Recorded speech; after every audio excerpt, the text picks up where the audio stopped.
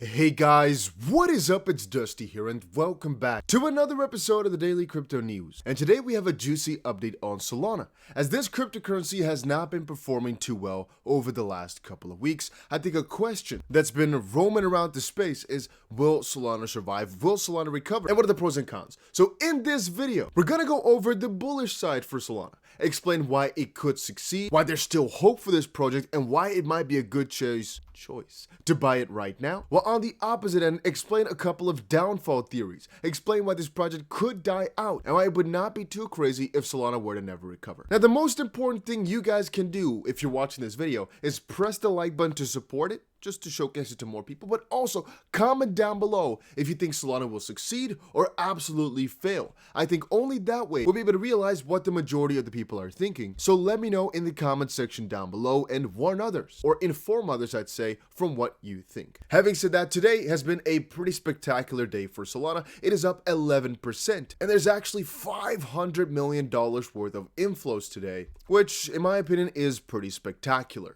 One of the main reasons that a lot of inflows are coming to Solana right now is because the Ethereum founder Vitalik Buterin showed some support, and because if we're looking at the network, we've seen crashes throughout the last couple of years a lot, but they've been doing quite a lot of transactions that have been doing quite well. So if you're wondering what the Ethereum founder Vitalik said, Vitalik Buterin supports Solana and says a bright future is still ahead. He is bullish on Solana following the exit of certain key figures. Investors' sentiments towards Solana remain largely negative, but Sol bulls are regaining momentum. In a very recent tweet, the co-founder of Ethereum expressed a positive outlook on the growth of the Solana blockchain, which has been dubbed the Ethereum killer. Buterin reveals that Solana has the possibility to scale even higher in the near future. He cites the involvement of clever developers within the community as a key factor that would drive this change. Some people, some smart people, tell me there is an earnest smart developer community in Solana. And now that the awful, opportunistic money people have been washed out, the chain has a bright future.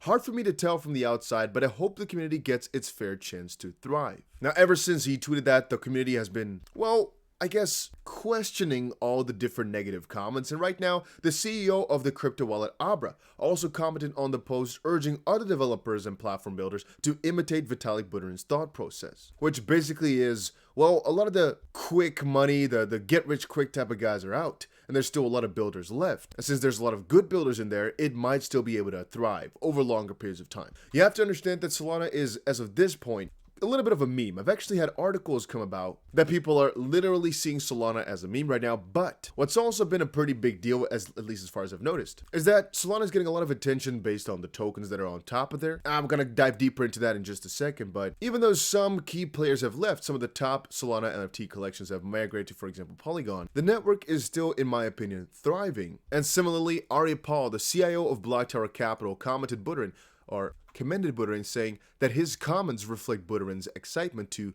compete on merit.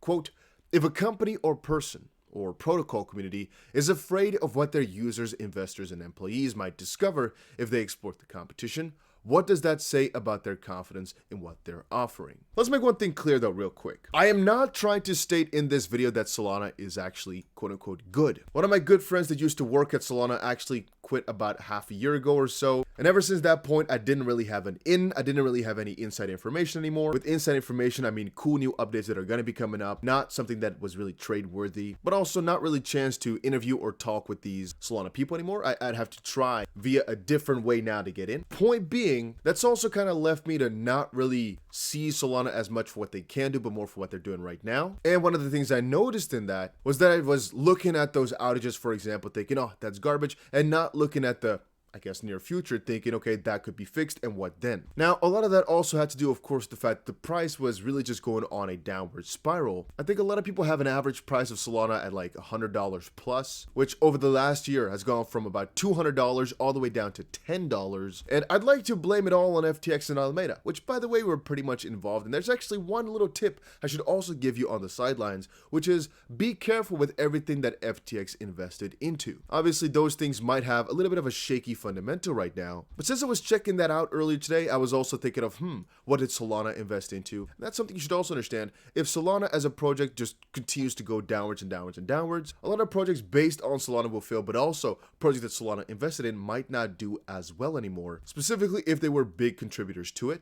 on the sidelines. More important is to kind of focus on what Alameda Research has invested into, not has researched. I guess both. And a lot of these are obviously already very much established projects, like, for example, Exodus, which have gotten the money from Alameda, and so they don't really need the connection as much anymore. But yeah, if you'll scroll through this list, you'll find a lot of newer projects that they were the lead investor to, and those could, in theory, fill pretty easily based on the idea that these guys were to help out with the exchange listing, help out with fundamental building. And if you take a look at, for example, this is how it all kind of relates back, at the Solana ecosystem, Alameda were pretty big investors in all this. And you can see Solana daily account post about a year and a half ago, Alameda research portfolio on Solana. And this has, of course, increased drastically over the last couple of months, or years, I say, but I digress.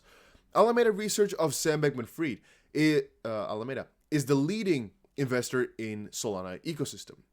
Keep an eye on projects that haven't released a token yet. Well, you can see Solana, Serum, Oxygen, Herxo, whatever, you understand here the idea. A lot of these were already done. A lot of these were listed on FTX.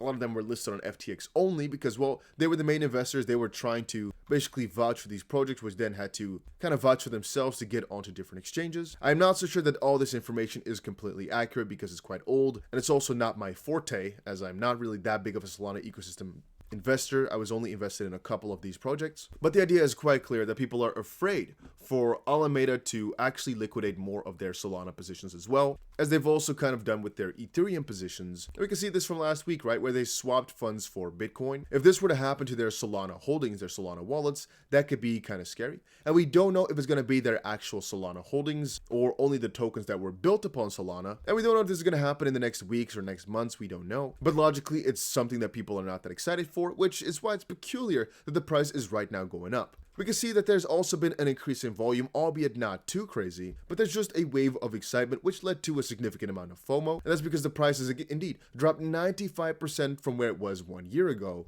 which leads people to go and try it out and just buy it. What I mean with that is a lot of people, they just look at the price, think, okay, this is now extremely low, we're now down 96%, let's just buy it, and if it goes wrong, it goes wrong, but if it recovers, if it does well, we're gonna make a ton of money. And that's also based upon the idea that everybody is flooding Solana right now. Every channel I've seen has said, no, Solana's gonna go down, down, down, it's garbage, sell it now. But then the Ethereum founder all of a sudden said, no, I'm pretty excited about it. A lot of these money-hungry folk are out, but the fundamentals are still quite good and the developers are still there, which led people to think differently of it, thinking more of an opportunity for the long term, rather than a get-rich-quick type of scheme, which is most likely why some bigger investors, they decided to step back in, even though a lot of the general populi is still quite afraid of this crypto. It could also be that the $10 barrier was just a very big entry for the people, which is kind of logical because it's a very big psychological barrier. Maybe people placed their buy for Solana at $10 like years ago, hoping, wishing that it would ever get back to that price point, and now since it did, they decided to sweep the entire floor. It's hard for us to say exactly what the reasoning is. All I know is that I am not completely against Solana.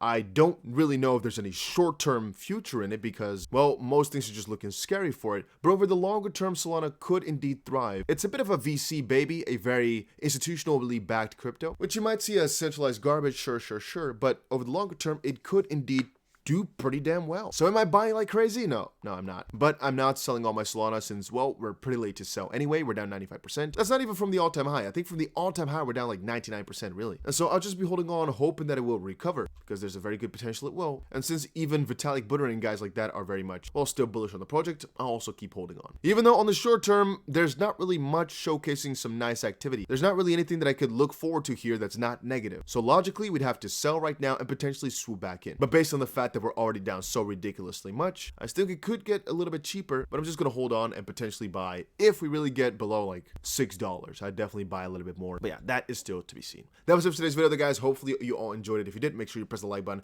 and maybe even subscribe to the channel. There are multiple videos that will be released today, so see you guys around for those ones later today.